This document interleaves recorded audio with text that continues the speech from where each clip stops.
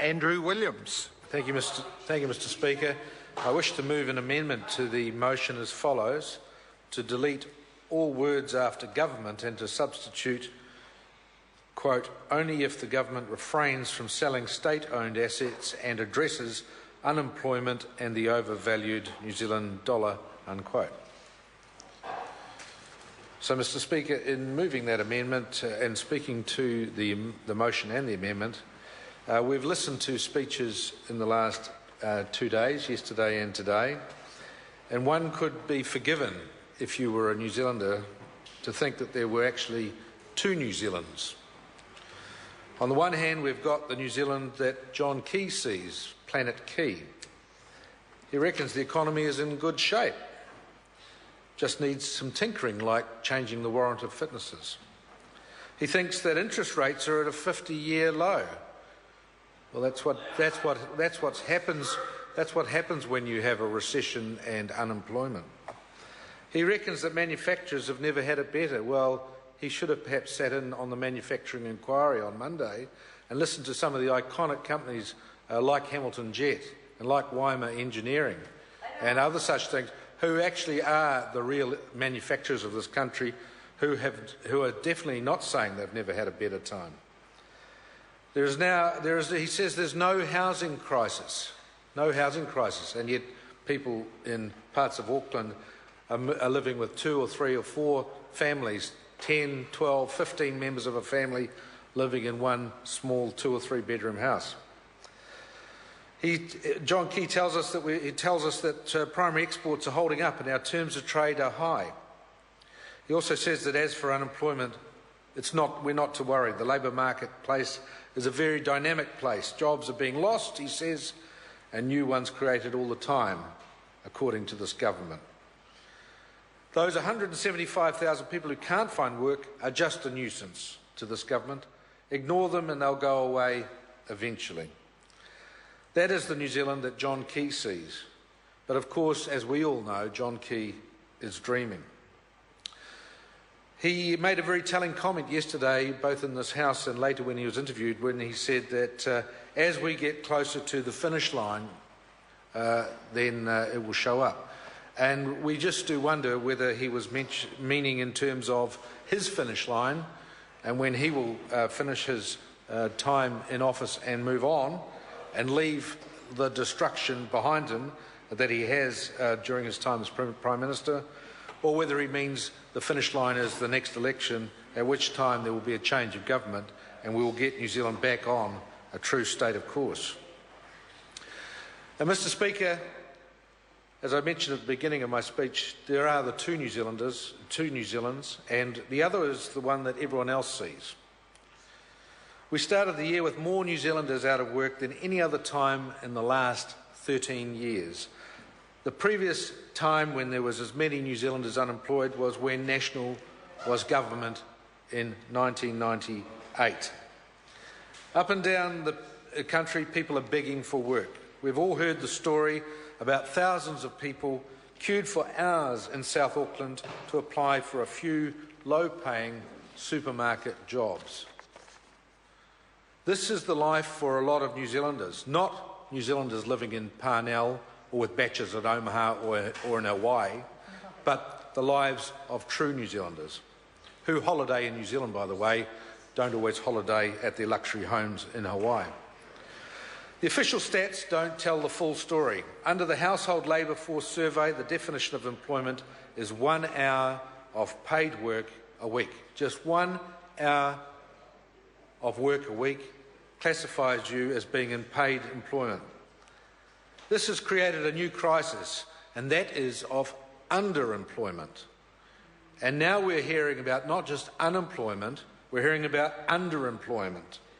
The Roy Morgan poll reckons that the number of New Zealanders who aren't able to find enough work could be as high as 226,000 people. So when the underemployment is combined with the unemployment rate, this represents almost 20% of the New Zealand workforce. 1 in 5 New Zealanders are either unemployed or underemployed. There is a trend away from decent paid, stable long-term employment towards precarious short-term employment. And we heard this at the manufacturing inquiry on Monday, where good, stable, solid manufacturing jobs that are being lost as more and more manufacturers close down turn into precarious jobs, part-time jobs, jobs that you can't go to the bank and say, can I borrow money to buy a house, because simply they are not stable long-term employment. Meanwhile, under the National Government, living costs have skyrocketed. Not only are Kiwis paying more in increased GST, something which National said they would not put up, but which they did, they are now paying more in petrol, ACC levies, alcohol, tobacco, and just about everything else the government can put a price on. At the same time, we've got higher foreign debt, a worsening current account deficit, and despite Mr Key's rosy predictions, export prices are predicted to fall. This national government has racked up more debt than all previous governments of New Zealand combined, which is a shocking statement to have to make. But the reality is that in 4 short years, or for many people 4 long years, this government has racked up more debt than all the governments in the history of New Zealand combined. The terms of trade are at a 3-year low. We've got a trade deficit of $700 million. The primary sector isn't holding up either. Income from dairy is expected to fall 20%. So what can be done, Mr Speaker? What can be done? Well, John Key would have us believe that the answer lies in positive thinking with his smiley, happy-clappy, Mr Spray-walk-away approach to the economy. Rather than face up to the reality, we should put all the negative stuff to one side and just concentrate on the good things. According to Mr Key, we should just put all the negative stuff aside and just concentrate on the good things. It's delusional, but so far it's worked for Mr Key. The trouble is, Mr Key, people are starting to wake up to the reality. They're starting to realise that they're actually worse off than they were 4 years ago when the current Prime Minister came to power. National has failed to deliver on its promise of a brighter future. The brighter future these days is in Australia or elsewhere for young New Zealanders. Jobs for New Zealanders. How will New Zealand First attack this? Well, our objective, New Zealand First, is to ensure that every New Zealander who wants a job has a job. We want to see to it that unemployment is a thing of the past. This won't happen overnight. It's not something that can be done with the stroke of a pen. It requires openness to new ideas, innovative policy, and the political will to do it. Our first step would be to change the monetary policy settings which have allowed the artificially high New Zealand dollar to cripple our export sector. We want to put policies in place that discourage speculation on the New Zealand dollar by the likes of the John Keys of this world, currency dealers in New York and Asia.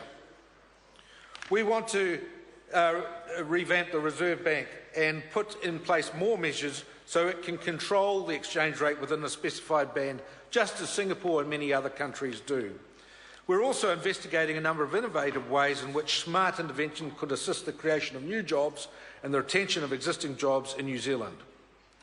In regions where job growth is low and unemployment is high, New Zealand First would move quickly to implement a community wage policy. We would work with local and regional councils to develop such a scheme. Whether it's planting trees, removing graffiti or helping the elderly, we'll be making sure that everyone who is collecting an unemployment benefit is giving a little bit back to the community and at the same time gaining valuable work experience.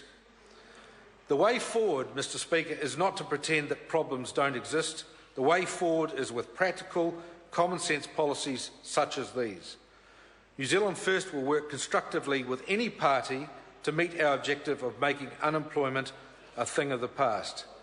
Mr Speaker, I hope that we will hear more positive things from the government in the remainder of this debate, because for the last 2 days I have mainly heard the government just talking about and rubbishing the opposition and all parties of the opposition and spending most of their focus on putting down the opposition. Perhaps we could, as New Zealanders, all expect in the next part of this debate to hear constructive ideas from this government rather than the destructive comments that they just seem to want to make. The question is that the amendment be agreed to. Honourable Chris Tremaine. Thank you, Mr. Speaker.